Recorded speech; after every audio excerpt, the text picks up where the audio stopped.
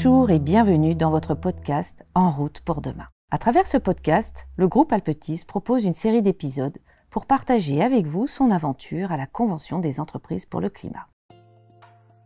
Persuadé qu'à plusieurs, on serait plus fort pour comprendre l'étendue de ce sujet et se mettre en route, le groupe Alpetis a candidaté pour participer à la Convention 2023 des entreprises pour le climat aux côtés de 140 dirigeants et planètes champions du bassin lyonnais.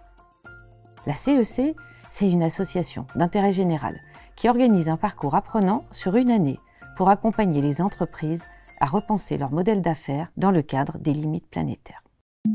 Troisième session, entreprendre avec le vivant. Après une session 2 orientée sur l'entreprise régénérative et la nécessité d'avoir une approche systémique des problématiques, nous voici désormais sur le thème du vivant. Comment les entreprises peuvent se reconnecter au vivant et contribuer à leur niveau à générer des impacts positifs sur leur écosystème. Pour entrer dans le sujet, une citation de Léonard de Vinci va vous donner la tonalité de cette troisième session. Scrute la nature, c'est là qu'est ton futur. Pour Tariq Tchetchak, ingénieur écologue et directeur du pôle biomimétisme de l'Institut des futurs souhaitables, la question du vivant et de la relation au vivant est aujourd'hui devenue cruciale, car au fil des siècles, nous nous en sommes éloignés. Écoutons Tariq.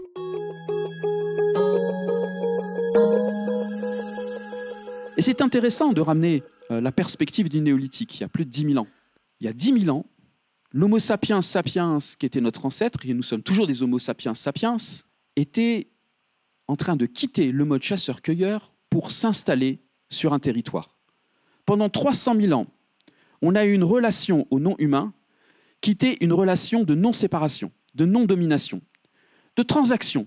Mais quand on commence à s'installer sur un morceau de territoire, à domestiquer la plante, à domestiquer l'animal, évidemment la relation change. On passe dans une relation de maîtrise, de domination. Au fur et à mesure, les cités, les premières cités se sont développées en empires, qui se sont fait la guerre les uns contre les autres, parfois des alliances. Toute l'histoire de l'humanité s'est écrite en 5000 ans. Tout ça pour vous dire que quelque part, ce qu'on est en train de vivre là, maintenant, c'est la conclusion d'un cycle. On maîtrise l'animal, on maîtrise la plante. On se retrouve à défendre un territoire, à le transmettre. La relation change. Aucune espèce ne peut vivre seule. Alors nous, les Homo sapiens sapiens du XXIe siècle, comment on se reconnecte au vivant? Comment on se projette dans un avenir durable? Quels pourraient être les scénarios possibles vers une régénération authentique avec ce vivant qui nous rend des services considérables alors que nous n'en avons plus conscience? Si on prend en compte la santé commune et qu'on travaille sur le fait que santé individuelle, santé sociale, puisqu'on est une espèce hyper sociale qui a besoin de faire société, donc il nous faut rétablir la confiance entre nous aussi pour ça, et santé des écosystèmes qui nous rendent de fief et service, alors on peut arriver à l'horizon 2060-2070 à une régénération authentique des écosystèmes de la Terre. On ne va pas se mentir, il y a des inerties qu'il va falloir accepter. Il y a 2 messages ici. 1, c'est possible. 2, il va falloir, pour certains d'entre vous, être altruiste. Accepter que les efforts que vous faites maintenant, vous ne cueillerez peut-être pas les fruits des arbres que vous planterez. Ça sera vos enfants, vos petits-enfants. Mais quelle beauté à ce geste altruiste. Vous êtes en train de vivre une période qu'Homo sapiens sapiens n'a jamais connue. On pourrait se dire, chaque génération a pu se dire là, oui. Mais qui pouvait imaginer, à la sortie du néolithique, que le fait de définir une frontière, à un moment donné, il y avait quelque chose qui allait nous rappeler que le système dans lequel on est ne respecte pas les frontières humaines. L'atmosphère, le cycle de l'eau ne respectent pas les frontières humaines.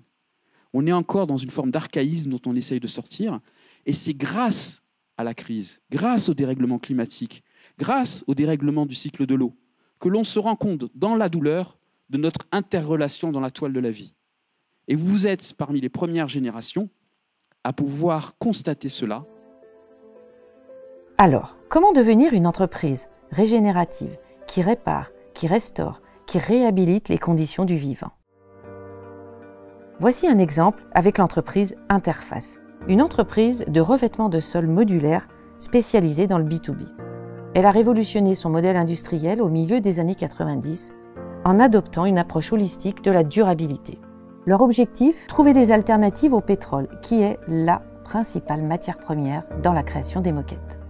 Ils ont mis en place des processus circulaires pour récupérer les déchets plastiques afin de remplacer complètement leur sourcing. Grâce au biomimétisme, qui est l'art de s'inspirer du vivant pour innover, ils ont réduit de manière drastique la quantité de colle pour fixer les dalles de sol. Résultat, ils ont réussi à concevoir un nouveau type de moquette, très faiblement émettrice en CO2 et qui permet, grâce à son design spécifique, de ne changer qu'une seule dalle plutôt que le sol en entier lorsqu'il y a une tache. La refonte complète de leur processus de fabrication est entièrement tournée vers l'élimination de leurs impacts négatifs sur l'environnement. Inviter les entreprises à inventer d'autres règles du jeu, à se doter d'un nouveau mode de réflexion pour s'engager dans l'économie régénérative, c'est donc tout l'objectif de cette session 3. Et c'est justement le sujet de prédilection d'Isabelle Delannoy, ingénieure agronome et environnementaliste. Elle a coécrit le film Home avec Yann Arthus Bertrand et est l'autrice du livre L'économie symbiotique. Elle porte depuis de nombreuses années un nouveau modèle qu'elle nomme l'économie symbiotique. Mais écoutons-la pour découvrir ce concept. C'est une économie de la diversité, alors qu'aujourd'hui on est une économie de la standardisation. C'est une économie localisée, qui prend sa puissance du local et qui se relie mondialement, alors qu'aujourd'hui on est sur l'inverse, on a une production mondiale qui cherche à s'acheminer localement. C'est une économie du besoin. On part des besoins, les acteurs en fait répondent à des besoins et trouvent leur marché par rapport à ça, alors qu'aujourd'hui on dit on va essayer d'inonder le marché et de créer des besoins. C'est une économie très aspirationnelle, les gens se retrouvent sur des valeurs. C'est une économie aussi qui personnalise. À coût moindre, on arrive à des objets personnalisés. C'est inimaginable dans l'économie actuelle. C'est une économie de coopération. Le moteur, c'est la coopération et non pas la compétition. Ça ne veut pas dire qu'il n'y a pas de compétition. Comme aujourd'hui, ça ne veut pas dire que dans une économie de compétition, on ne trouve pas de la coopération. Mais le moteur prédominant, c'est la coopération. C'est une économie de partage. Plus vous partagez, mais en faisant attention, c'est pas si simple, plus en fait vous gagnez de marché. Alors qu'aujourd'hui, on est sur une économie de brevets. C'est une économie de l'efficience, alors que notre économie actuelle, c'est au contraire une économie extractive. Son moteur repose sur j'extrais, je transforme, je distribue, je consomme, je jette. Et on doit absolument jeter pour relancer la machine. L'économie symbiotique, c'est donc comme un puzzle qui permet d'assembler plusieurs types de concepts. On trouve 3 sphères qui collaborent ensemble. Les écosystèmes naturels d'une part, les innovations sociales et collaboratives d'autre part, et enfin les technologies efficientes. Si ces 3 sphères de l'activité économique entrent dans une relation de type symbiotique, on obtient un nouveau modèle économique qui a la capacité d'amplifier un impact positif sur la planète. L'économie symbiotique montre donc la voie d'une alternative au modèle actuel d'entreprise. Elle se crée toujours à partir des besoins existants et elle construit ensuite un écosystème pour y répondre. Alors, comment on change? Comment une entreprise se met en route pour repenser son modèle d'affaires? Écoutons à nouveau Tariq Shedchak. Si on veut parler authentiquement de régénération, il va nous falloir aussi changer les règles du jeu. Il est urgent d'expérimenter, de ne pas vous mettre en danger en expérimentant, mais commencer à faire émerger de nouvelles règles du jeu, de nouvelles façons de considérer le succès, tout en continuant à répondre aux impératifs des bilans comptables qui considèrent avant tout la colonne de chiffres.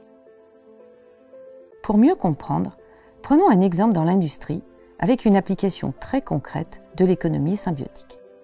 Il s'agit de l'entreprise H2X Écosystème, qui produit de l'hydrogène vert, c'est-à-dire de l'hydrogène issu de ressources provenant des eaux usées des stations d'épuration et des énergies renouvelables comme les éoliennes et le solaire.